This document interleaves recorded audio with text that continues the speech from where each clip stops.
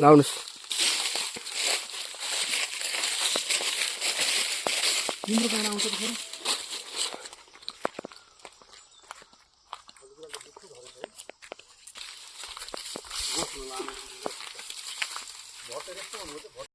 यहाँ त पहिले त त्यहाँ मान्छे यहाँ त बराबर त पाइन्न त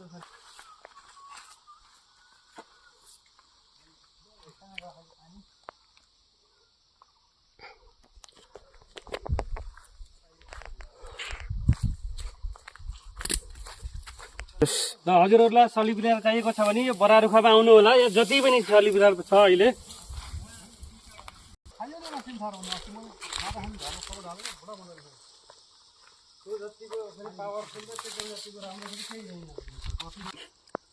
छुप्पिन्न आइया अला माछै लिएर आऊ पोखरा हाल्दिनु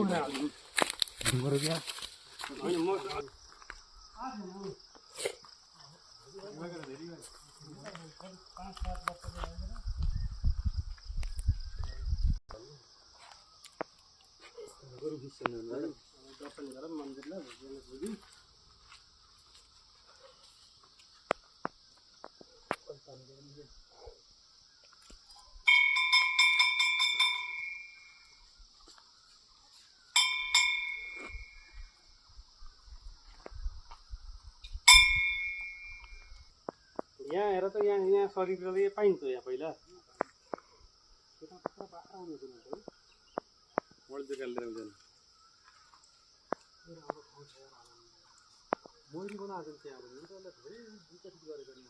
सबै चिज बन्दोबस्त छ। गोरुभित्र आउनु नि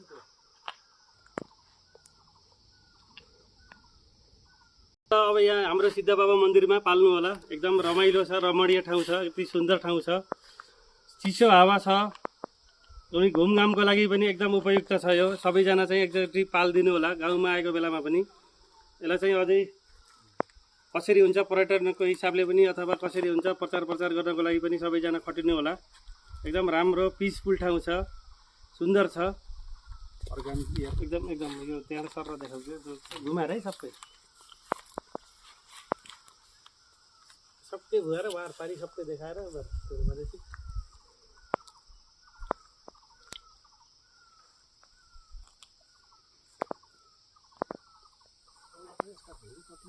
अब मस्टै पनि केही भएन।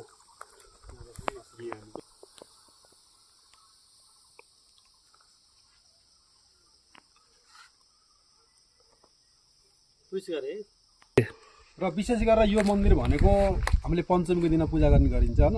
र यो मन्दिर खास गरेर पहिला हाम्रो देखिन्छ नि यो पारीको रातागरा भन्ने एकदम भिर कोरामा चाहिँ यो मन्दिर स्थापना सुरुमा भएको र त्यहाँ पूजापाठ गर्नको लागि असुविधा भएर जान आउनको लागि हामीलाई सहज भएन, एकदम अब अप्ठ्यारो ठाउँमा भएको भएर पछि हाम्रो गाउँका जति पनि बुवा आमाले यहाँ मन्दिरलाई त्यहाँबाट यहाँ ट्रान्सफर गर्नुभयो। पहिला हाम्रो मन्दिर भनेको त्यो भिरमा थियो, यहाँ सहज भएन, त्यहाँ पूजाको लागि गरिन्छ, यहाँ पनि पूजा गरेर उहाँ गएर अझै पनि हाम्रो कार्यक्रम जारी नै छ। तर त्यहाँभन्दा यहाँ चाहिँ अलिक व्यवस्थित तरिकाले अहिले म त कति 4-5 वर्षको पछि आएँ यहाँ होइन। पर्खालहरू वालहरू लगाउनु भएको छ, जस बस्नको लागि अर्ग्यानिक हावा होइन, एकदम फ्रेस। यहाँ आइसकेपछि मान्छेले जति एउटा भनौँ न एउटा धेरै टेन्सन लिएर आएको मान्छे पनि यहाँ 10 मिनट आनन्द चिसो हावा खाएर बसिसकेपछि एउटा छुट्टै अब मनोरञ्जन हुन्छ होइन। धेरै विशेष छ, गाउँघरमा आएका हाम्रा दाजुभाइ दिदीबहिनी आएर अवलोकन गर्नु होला। यहाँ भनेको अर्ग्यानिक हावा सल्लाहघारी छ टन्न होइन।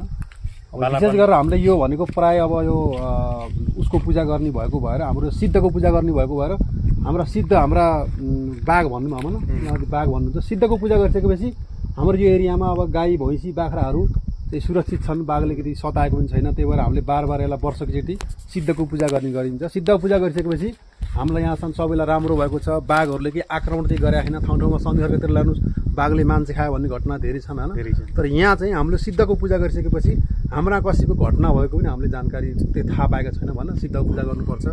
र यो मन्दिर भनेको एकदम विशेष हेर्नुहोस्, वरिपरि हरियाली होइन, कस्तो स्वर्गमा टक्क टापु जस्तोमा छ। यहाँ आइसकेपछि जे होस् आनन्द महसुस हुन्छ। अझै लामै छ, मलाई पठाउनुलाई भिडियो।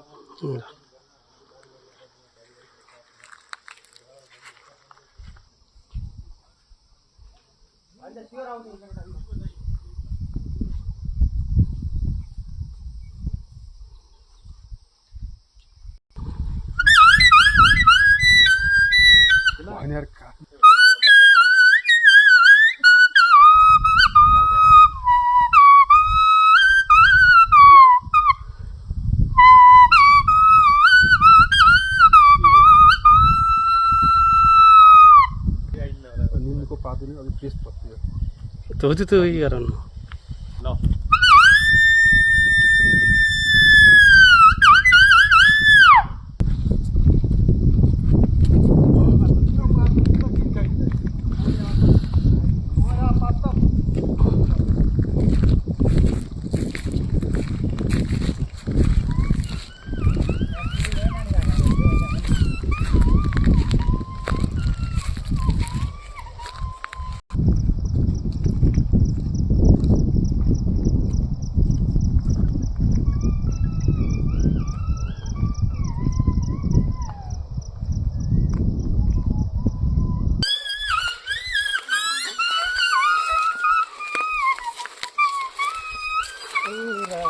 मै बसु सम्झी देउराली